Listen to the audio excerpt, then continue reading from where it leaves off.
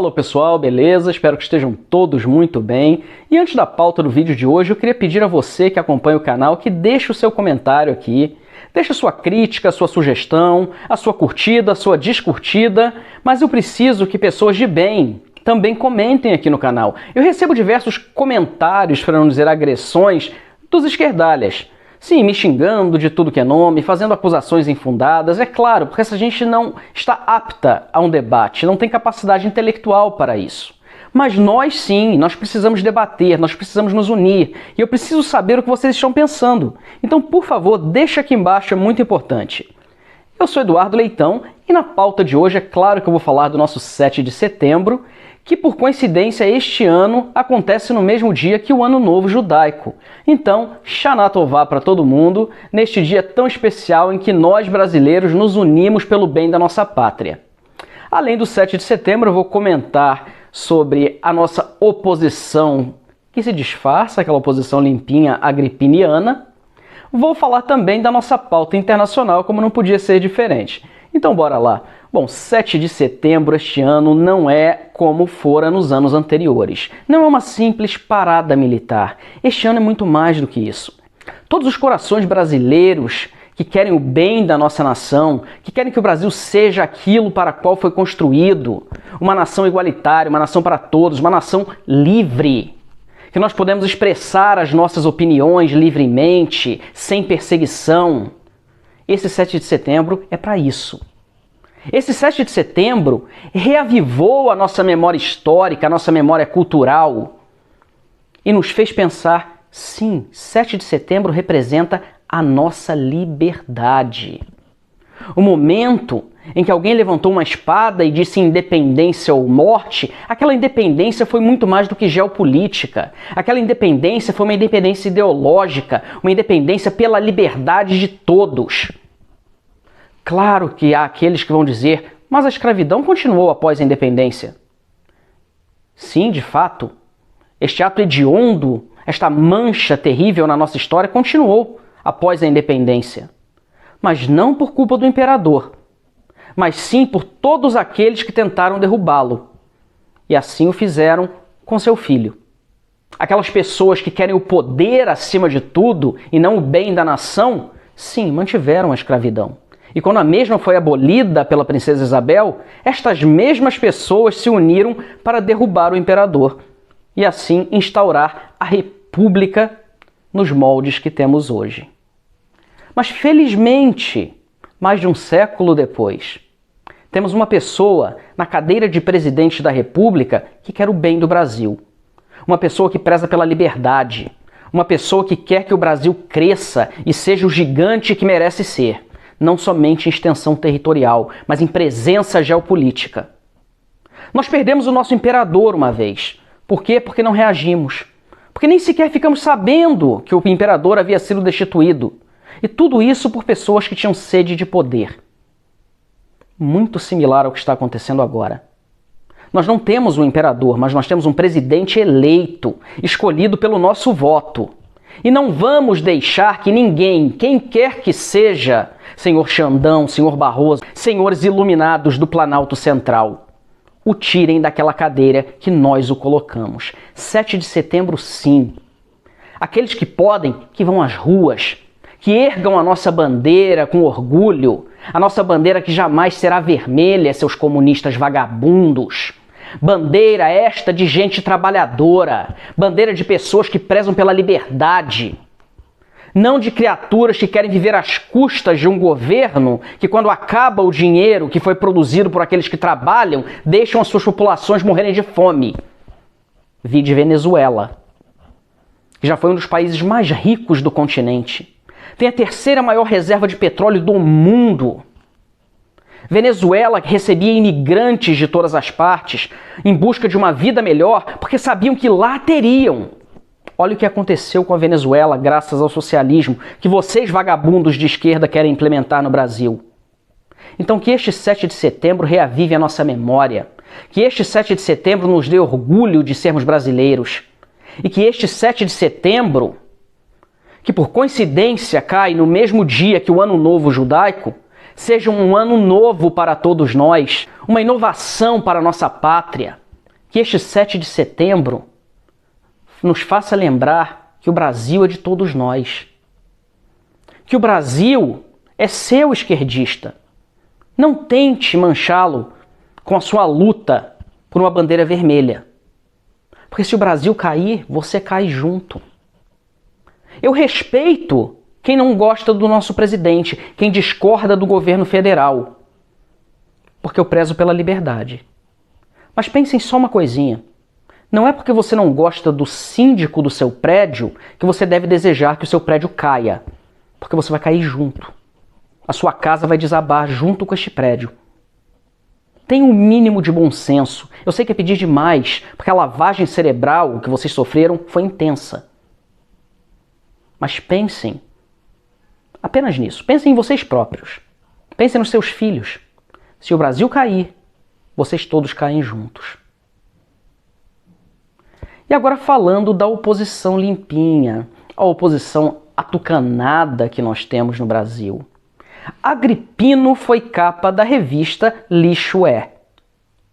Como um grande político, um estadista, um gestor, como o próprio Agrippino gosta de se denominar. Por que será? Agrippino, que tem uma popularidade incrível, não pode sequer sair às ruas, assim como um certo ladrão de 9 dedos. Mas Agrippino é capa da Lixo É. Grande representação da velha imprensa.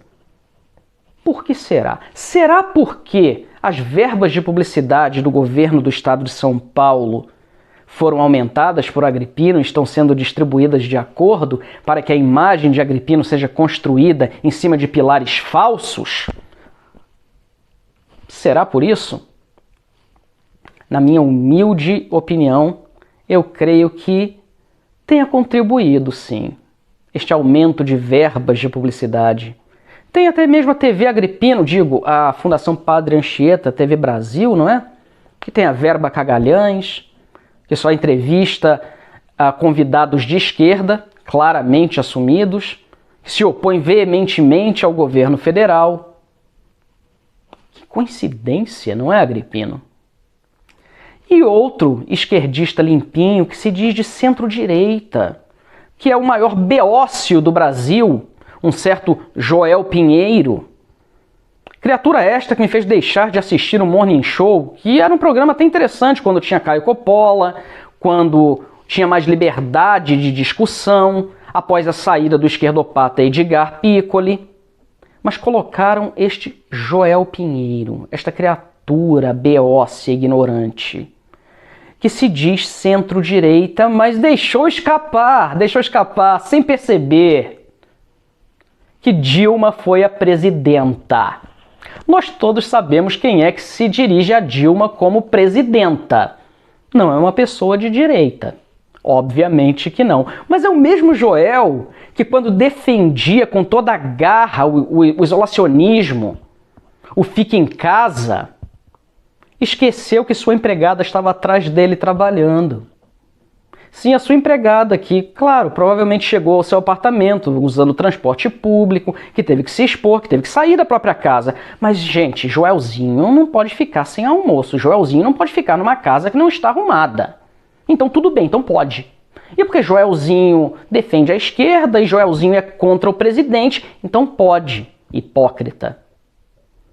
Pelo menos a Manuela Dávila foi mais verdadeira. Assim como Joel, ela esqueceu, deu um lapso, então ela esqueceu que estava na câmera e disse, juntos com a nossa hipocrisia... Pois é, presidenta. Ah, Joelzinho, como você é ridículo. E falando em ridículo, temos o Nhonho. Nhonho na falta de argumentos em um dos milhares de podcasts que surgem na internet, assim como Gremlins, sabe? Basta jogar água em cima que começa a pipocar.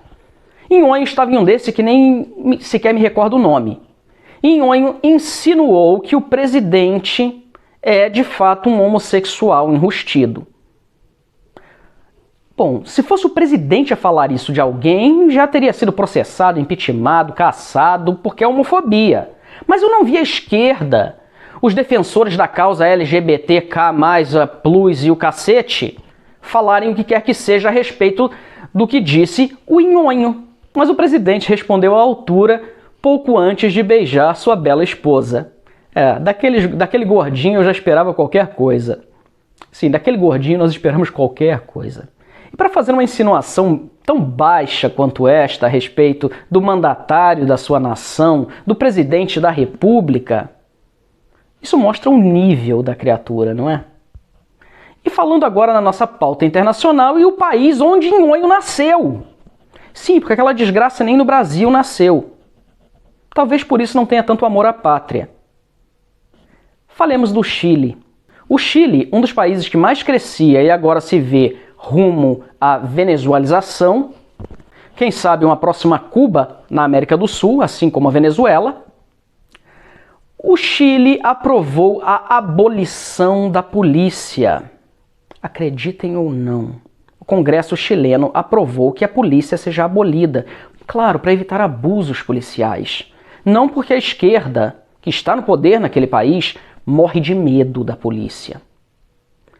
Para quem conhece o mínimo da história do Chile, basta nós traçarmos um paralelo entre o governo comunista de Salvador Allende e o governo de Pinochet. Há quem diga que Pinochet foi extremista, que Pinochet cometeu atos que deveriam ter sido mais controlados, digamos assim.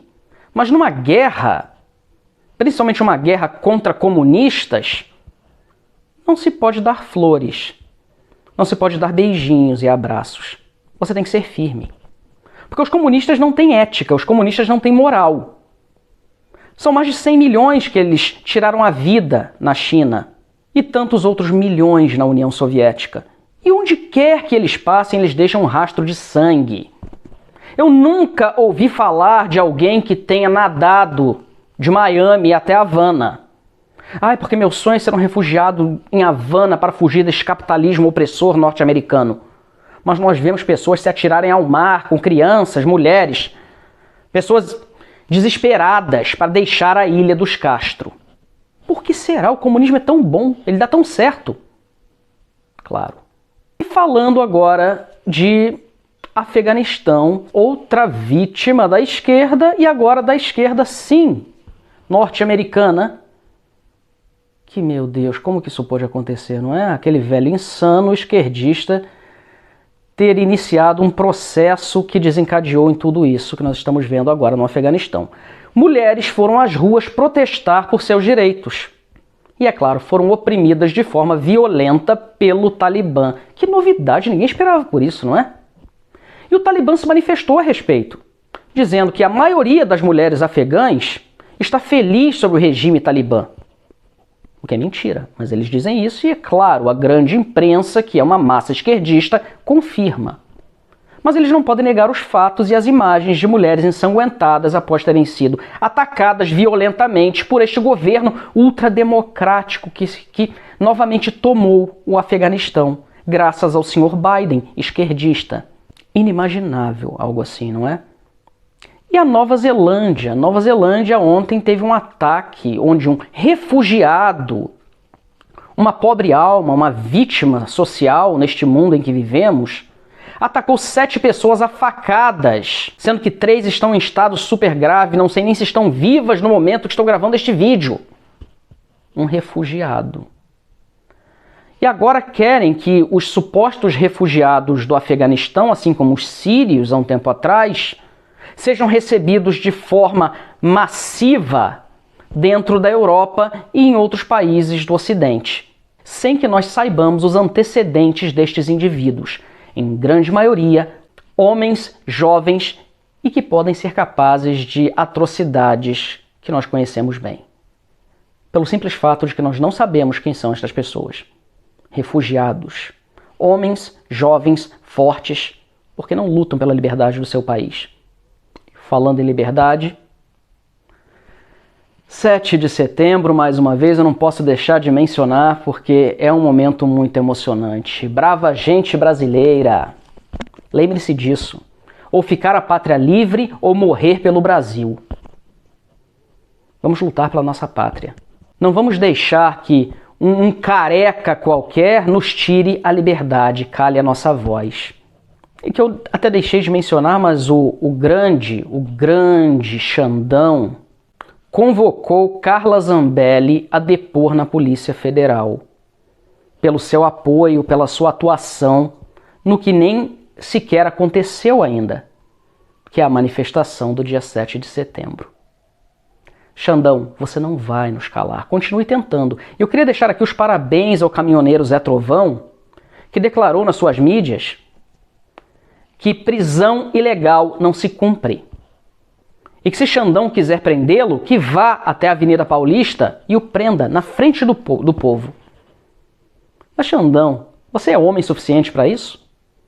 Você tem o que é necessário, a garra precisa para chegar lá com todo o seu desmande e de fato efetuar esta prisão? O Brasil te desafia, Xandão. Vamos ver até onde você é capaz de chegar. Eu duvido que você tenha essa coragem.